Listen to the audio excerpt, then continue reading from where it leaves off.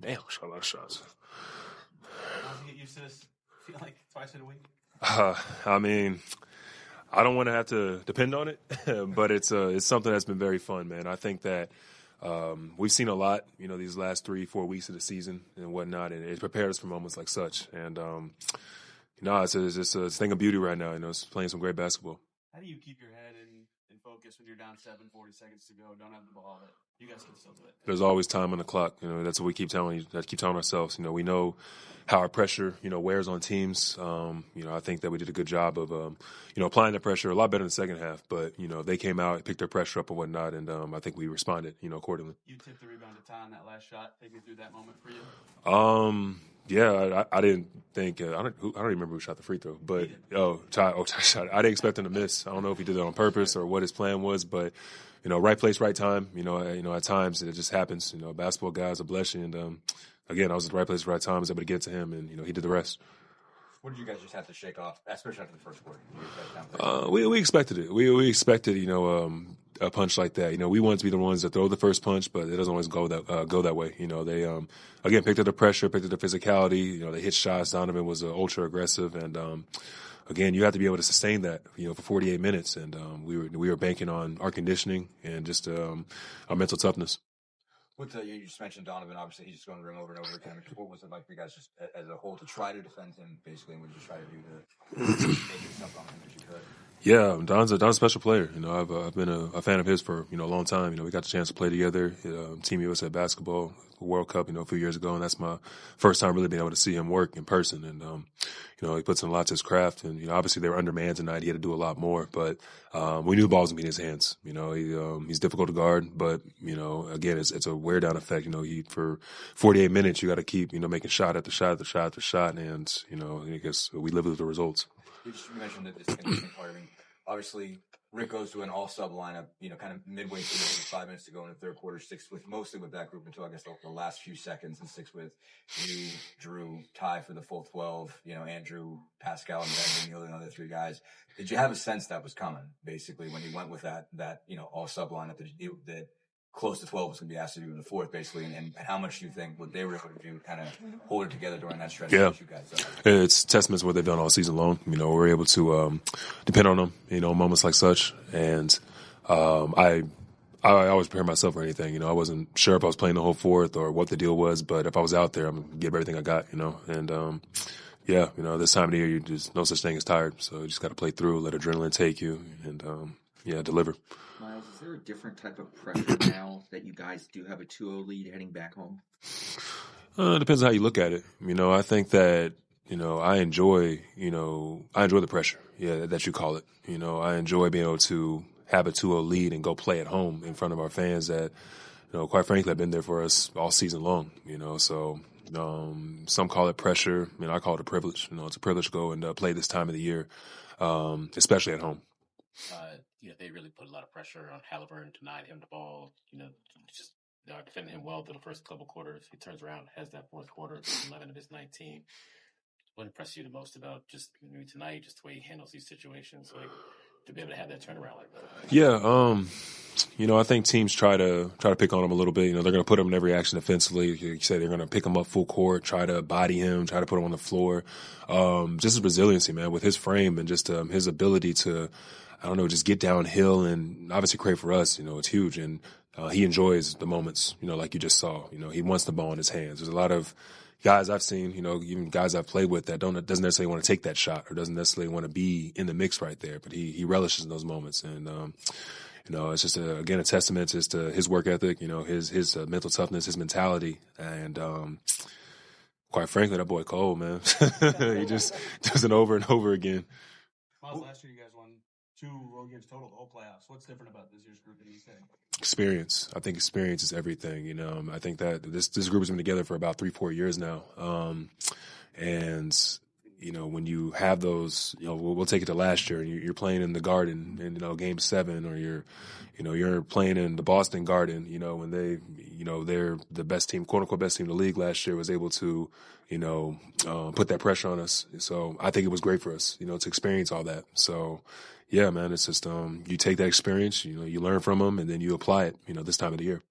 Just to go back to that, what do you feel like you guys did better to free him, basically, in the fourth quarter? Obviously, a whole team thing to get him some shots when they're putting him in focus. Yeah, no, we had to screen for him better. I think that you got to pick him off a bit and then able to give him the ball so he can bring it up full court as opposed to trying to screen for him in the half court.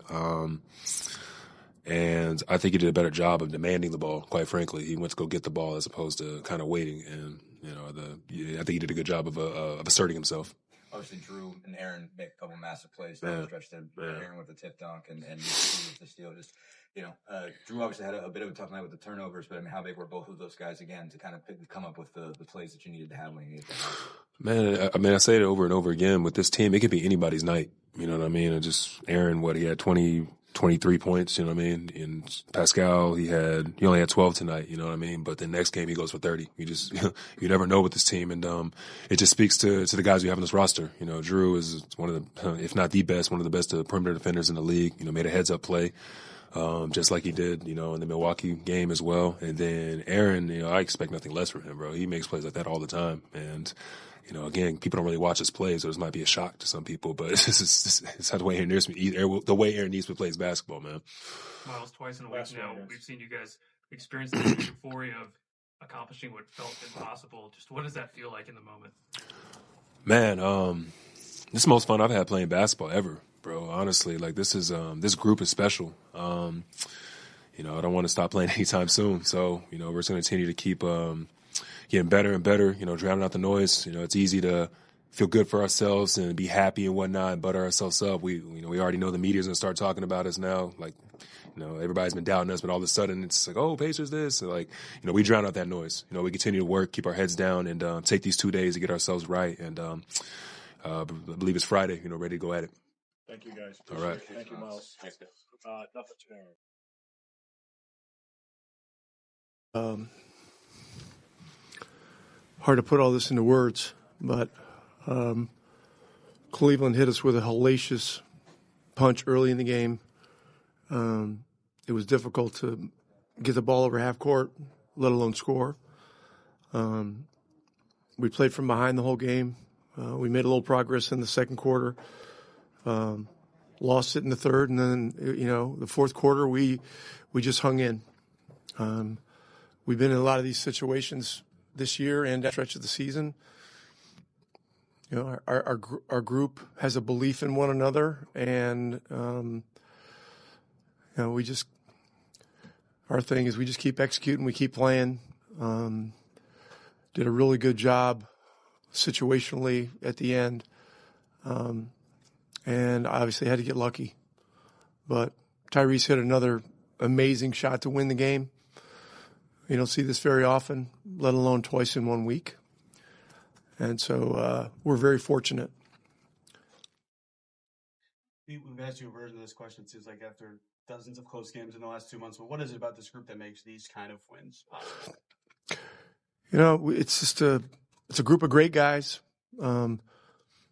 This environment tonight is a first for a few guys on our roster. Matherin's never been in an environment like this. Walker hasn't. Shepard was last year. He played in the playoffs from last year. And so, for some of our guys, the first half was really an adjustment period. I mean, you can't be asking for calls, when the other team is kicking your ass the way that they were. And so, halftime we gathered together and we just said, we just got to stay with it. We got to keep trying to make it hard, keep trying to wear them down. We got into some unusual substitution patterns, partially because of the situations, partially because of their size, partially because of who was playing well and those kinds of things. But Matherin gave us a great lift. Neesmith made some amazing plays down the stretch. Loose ball plays, the tip dunk on the missed free throw was obviously, without that, we got no chance. Tyrese, he came through again. And so we're very fortunate. The first half, Ty had like 1 assist the first half, maybe even 2 through the first 3 quarters. It seemed like they just made an effort to sort of cut off his passing. What you see from them defensively? They made an effort to cut off his blood flow. I mean, really, they were making it hard, and they were hitting him, and they were, they were doing physical things, and they had set a tone, and it was difficult to get assists. It was difficult to catch the ball, let alone get assists or score. And so, give them a lot of credit for that. We were able to change the leverage in the fourth quarter. A little bit in the third, but in the fourth quarter, and we maintained enough energy to get it done, and give ourselves a chance, and that's a great credit to our guys, and so we're I don't know how many times I'm going to say it. We're very fortunate. I mean, just like Rick, how you've been coaching for a while. How hard is that? Like, you guys took the first game, you may see teams that are like almost happy to sort of go back home 1-1. Like, you guys really stay throughout this game. We just got to stay in the present. We got to concentrate on what's going on right now. Right now it's I don't know what time it is. I don't know when the bus goes to the plane, but I'm thinking about when I got to be in the bus, and then we'll think about what time we're going to get home, and then it's just a playoff series. You can't look forward, and you got to be careful about how much you look back. You got to, depending on your team, you got to do it the right way, and so there's still a lot up in the air with health, with a lot of things, but tonight demonstrated that particularly in the first 2.5 quarters, that doesn't matter who's on the floor. If a team is playing with that level of force and connectivity and physicality, and the crowd is behind them the way they were, they're going to kick your ass, and they were kicking our ass for a long time. But I give our guys a lot of credit. They hung in, they kept executing, they kept fighting, and somehow found a way. You mentioned substitution patterns. You obviously decided you don't always do this to put in an all-sub lineup at the end of the third and then play your starters plus Ben all 12. I mean, just what all went into that? I guess at what point did you make that decision? And just I don't think they played all 12, but I think you only played 6 guys for those 12. It's just look. It's well, I mean, you're not always you chart out a minutes thing, on a minutes sheet or whatever you got. It's just a framework. It's not anything etched in stone. And I told Walker before the game tonight, I said, you got to be ready for anything. There are a lot of things that can determine a lot of situational things, and he ended up in there in the first half and in the second half and in short minutes. And, that's a real dose of reality for a young player in this environment when they're going as hard as they were. And it was, swimming upstream isn't even the word. We were trying to go into a hurricane that was coming at us. And so, but it's a 48-minute game, and one thing that we've continued to say is that Pacers basketball is 48 minutes, and sometimes it's 53 and sometimes it's 58. That's what we've seen in the last 2.5, 3 weeks. In terms of guys swimming upstream, Drew had 8 turnovers tonight. He didn't have 8 turnovers in the game all year. Yeah, but each game, each game is a different thing. Mm-hmm. It's just a different thing. And then, the next game they're going to come out even harder. And we're home, but that doesn't guarantee us anything. So, we got 2 days now to, look at the film. We'll be off tomorrow. We got to look at what happened in the first half, because it's very rare to struggle the way we did in the first half and still be able to win on the road. It doesn't matter who's out there for them, So, fortune, was with us tonight because we hung in, but the series is 2/7 over.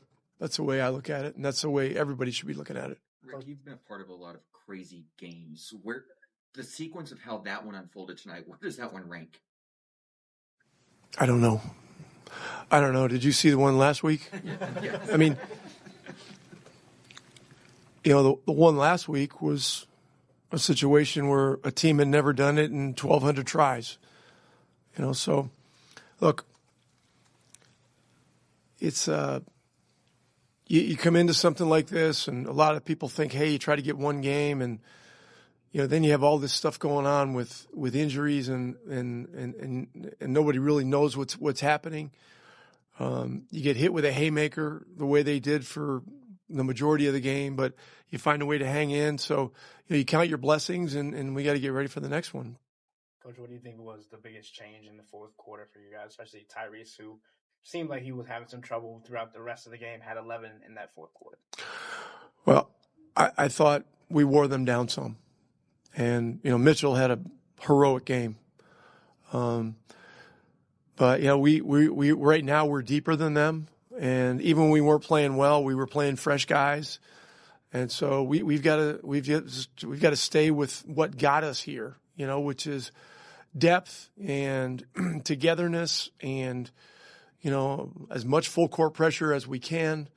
We got to make them work. We got to make it hard. Every playoff game is, it's hard. Hard things are hard. Coach, what did you think about just defensive pressure to cut off the blood flow of Tyrese by Max Strus and Isaac Okoro throughout the game? Yeah, those guys. Those guys were playing at a very high level, at a very high level of intensity, a very high level of concentration, focus, and very physical. And so I can't give you a whole blow by blow for the last 3 minutes of the game. I haven't looked at it yet, but we hung in and found a way, and that's great. And now we got to circle the wagons again in a day and a half and try to figure out a way to do better next time.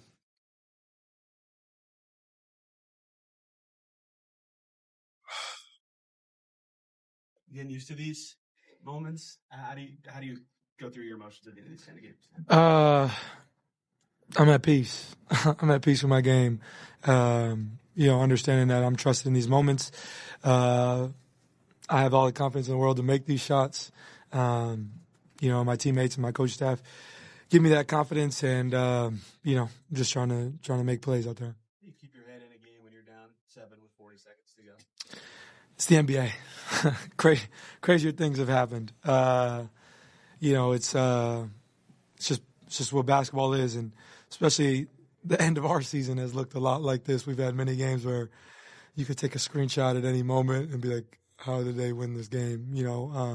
But we just have a resilient group, man. We just figure out ways to win. We don't give up, and we're battle tested. We've, as a group, we've basically been together for about 2 years now. And that continuity has been really good for us. We've had to figure out so many different ways to win. When some guys got it going, when some guys don't got it going, we just find a way. And today that was what it was all about. Did the Sam Cassell come to you in the moment? I've been waiting for that. I've been waiting for that, man. It was just right in the moment. Yeah, man, I've been waiting for that. I'll take that fine gladly. Rest good? Yeah, it's fine. It's fine. Obviously a little sore. They said they were going to ramp up the physicality. They did. We're not crying. We're just coming out here to play basketball. Those first, I think you had 1 assist the first half. First 3 quarters, I feel like you said the physicality, they were really taking it to you. Just what were they doing at first, sort of make it tough on you, and then kind of in the fourth quarter, 11 of your 19, what allowed you to sort of break free? Yeah, they were just in a full deny. Trying to take me completely out. And, that's something we've seen from some teams this year. And I thought we just did a great job of staying with it. That allowed Drew to play on the ball a little bit more. He had 13 assists, 13. It's a big game. I think we just got to keep staying with it offensively, keep staying our continuity.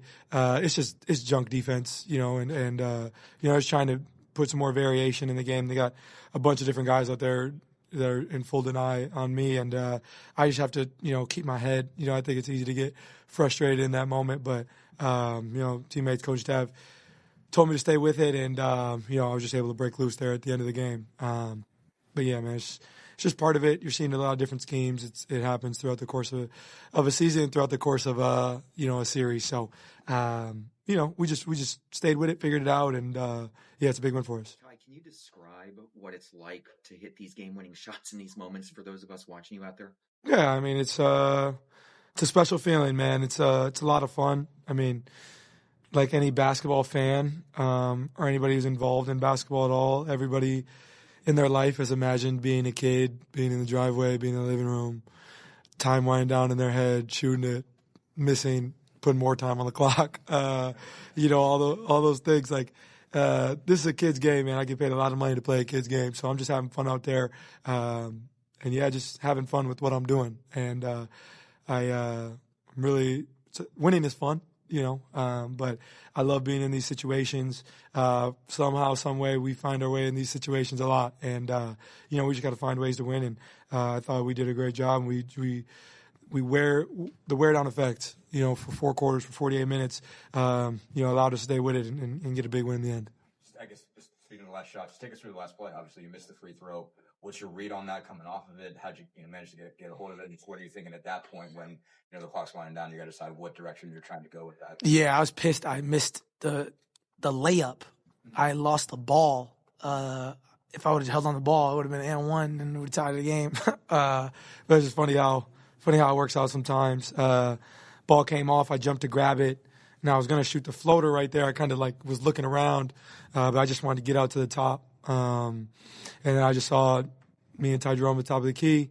I had space and just trying to make a play. I felt comfortable there and just knocked it down. But I think there were so many plays that led up to that moment that were so big. I mean, AA Superman flew in, Michael Jordan from the top of the key with the tip dunk. Should have been and one. I thought Miles made some big post steals. Drew got a big steal there at the end. Pascal had a big layup. There was so many different plays. I thought Ben Mathurin, the last 2 games, has made plays that won't be spoken about enough. When they went on their run last game in the 3rd quarter, he made a big corner 3 for us. Thought he was really big there in the 4th. Getting some tip-ins and different things like that. We just figured it out, man. We have so many different guys who chip in and play a part in these wins, and a total team effort, man. It's not. There's so many things that lead up to that play. Yes, that's one shot, but there's so many plays that lead up to that, and that's a total team win for us, and that's who we are. We're not a one-man show. We don't. We have so many different guys who can chip in, get in double figures. I mean, we had 6 guys in double figures tonight, and that's been the theme for us in our success many times. So we're just trying to play the right way, and we're a resilient group, and I'm really proud of our group for this effort tonight. Speaking of that, Rick obviously goes with a whole sub lineup at the end of the 3rd, and then you, Drew, Miles all go all 12, and it's your top 6 guys in the 4th quarter entirely. First off, did you know that was coming? Basically, did you know he was making the first move to make the second, and how big was that those guys hung in there in that stretch? I think there were maybe a couple were -3 at worst, and then set you guys up. You got a whole quarter. Yeah, no, I had no idea. I had no idea what was going on. We have faith in coach's rotations, trusting what he sees out there, and understand when we fouled and we subbed in for offense for the last 5 seconds, got the 3, so I knew he would leave me on the floor after that. And we're just trying to make plays, man. Trying to figure it out. We weared on them for 48 minutes. At the end of it, they came out, pressed us full court. They played more our style. And by the end of the game, everybody was tired, but they were tired, and I feel like that's part of the wear down effect of 48 minutes. So, I feel like as a group, we just stuck with it, man, understood. We went down 17 in the 1st quarter. We just talked, we were down 17 against Milwaukee, and we figured out, let's win every quarter by 6, win the 2nd quarter by 6, lose the 3rd quarter. So we knew we had ground to make up, and we just figured it out, man. And like I said, man, we have a really resilient group, and I'm really proud of our group. Ty, how big is it just to be up 2-0 in the series heading back to Gainbridge, a place that you guys have found success in? Yeah, huge, man. Huge. I always say, playoff series don't start till, somebody wins a road game. Well, we won too. And, we're going back home where we've had a lot of success over the last 2 years in the playoffs. But I think you have to understand being down 2-0, losing both on your home floor, they're going to come to play desperate. And, this is a team who they don't lose often. You know what I mean? So coming in today, we expected a punch. And we were have to weather the storm. Well, they threw a big punch, there in the first quarter, and we weathered that storm. And so we got to be ready to expect that in the third quarter, in Game 3. Obviously, they're dealing with some injuries, and we don't know who's going to play, but that doesn't matter. We have to keep the focus on us and play pacer basketball, and I think that's going to be the big thing going into Game 3 is continuing to be who we are. I mean, the past 2 games, we've had 17 turnovers both games. That is not who we are. We really have to improve there. I feel like, kudos to them for what they're doing defensively, but I feel like a lot of those are unforced. And so we'll watch the film. We'll figure out how we can be better there. We out-rebounded them today, which is shocking to see because it didn't feel like that.